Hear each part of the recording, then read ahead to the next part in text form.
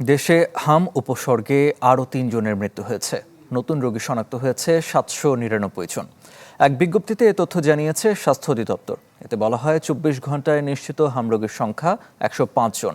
গেল ১৫ মার্চের পর থেকে এ পর্যন্ত নিশ্চিত হাম রোগীর সংখ্যা ১৫,৬৬০। এছাড়া সন্দেহজনক হাম রোগীর সংখ্যা ১,০৮,৪৪১ জন। আর এর মধ্যে হাসপাতাল থেকে ছাড়পত্র পেয়েছেন ১,০৪,২৩৫ জন।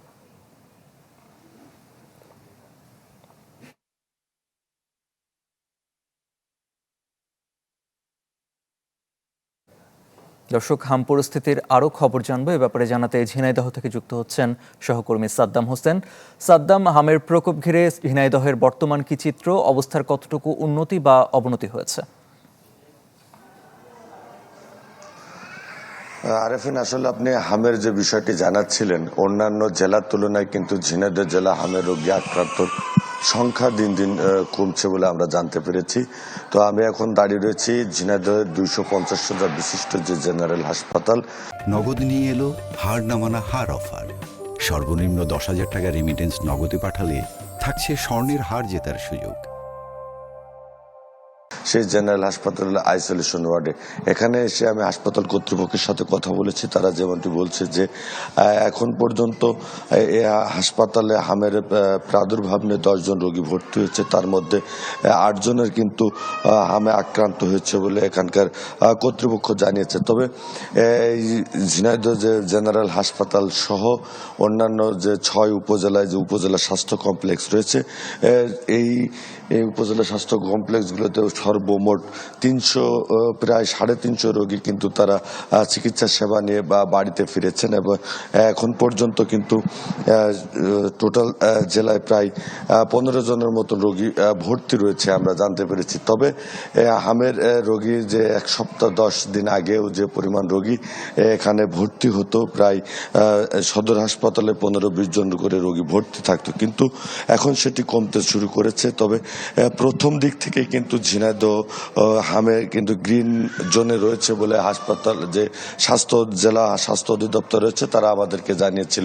তো এখন পর্যন্ত এ জেলার কিন্তু হামের যে প্রাদুর্ভাব সেটি কিন্তু গ্রিন সিগন্যালে রয়েছে বলে আমরা জানতে পেরেছি। তবে এ জেলায় 2 জন শিশুর মৃত্যু হয়েছে, কিন্তু এ জেলার নাগরিক তারা কিন্তু তাদের মৃত্যু হয়েছে কিন্তু এ জেলার বাইরে। তো আসলে এখন পর্যন্ত হামের যে প্রাদুর্ভাব সেটি কিন্তু সন্তোষজনক রয়েছে বলে হাসপাতাল কর্তৃপক্ষ আমাদেরকে জানিয়েছে। তো এই ছিল আমার কাছে সর্বশেষ পরিস্থিতি। জি সাদ্দাম, আপনাকে ধন্যবাদ। দর্শক, আমরা হাম পরিস্থিতির খবর জানছিলাম, এবার একটু ডেঙ্গু পরিস্থিতির খবর জানবো। এ ব্যাপারে জানাতে চাঁপাইনবাবগঞ্জ থেকে যুক্ত হচ্ছেন সহকর্মী আনোয়ার হোসেন। আনোয়ার, হামের পাশাপাশি ডেঙ্গুর প্রকোপ বাড়ছে, চাঁপাইনবাবগঞ্জের কি পরিস্থিতি এবং পর্যাপ্ত চিকিৎসা সেবা মিলছে কিনা? হ্যাঁ আরিফিন, চাঁপাইনবাবগঞ্জে আবারও বাড়তে শুরু করেছে ডেঙ্গুর সংক্রমণ। গত 1 সপ্তাহ ধরে আক্রান্তের সংখ্যা বাড়ছে উদ্বেগজনক হারে। যদিও পরিসংখ্যান বলছে যে জুন মাসের তুলনায় চলতি জুলাই মাসে সংক্রমণ বেড়েছে কয়েক গুণ। যদিও পরিস্থিতি এখনো গত বছরের মতো ভয়াবহ নয়, তবে প্রতিদিন রোগী বাড়তে থাকায় জনমনে বাড়ছে সংখ্যা। তো এই মুহূর্তে আমি আছি চাঁপাইনবাবগঞ্জ 250 শয্যা বিশিষ্ট জেলা হাসপাতালের ডেঙ্গু কর্নারে, এবং স্বাস্থ্য বিভাগ জানিয়েছে যে গত 24 ঘন্টায় নতুন করে 13 জন ডেঙ্গু আক্রান্ত হয়ে জেলা হাসপাতালে ভর্তি হয়েছে, যা চলতি বছরে একদিনে সর্বোচ্চ ভর্তি। আর বর্তমানে হাসপাতালে চিকিৎসাধীন রয়েছে 21 জন রোগী। একই সময় ছাড়পত্র দেওয়া হয়েছে 8 জনকে।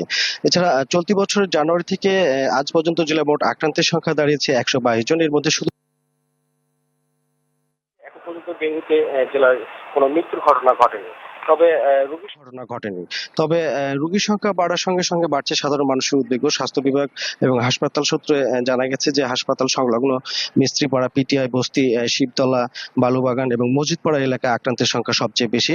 স্থানীয়দের অভিযোগ যে ঝুঁকিপূর্ণ এসব এলাকায় এখনো দৃশ্যমান মশক নিধন কিংবা এলাকা ভিত্তিক সচেতনমূলক কার্যক্রম জোরদার হয়নি। তাদের দাবি যে পরিস্থিতি ভয়াবহ ওঠার আগে জরুরি ভিত্তিতে কার্যকর পদক্ষেপ নিতে হবে, তা নাহলে আগামী দিনগুলোতে ডেঙ্গু নিয়ন্ত্রণের বাইরে চলে যেতে পারে।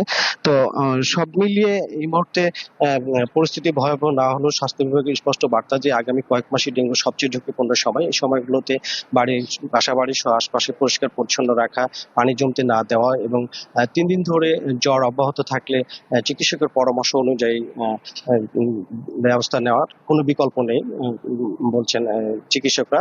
তো মোটামুটি এমনটাই ছিল চাঁপাইনবাবগঞ্জ জেলার ডেঙ্গু পরিস্থিতি। আরিফিন।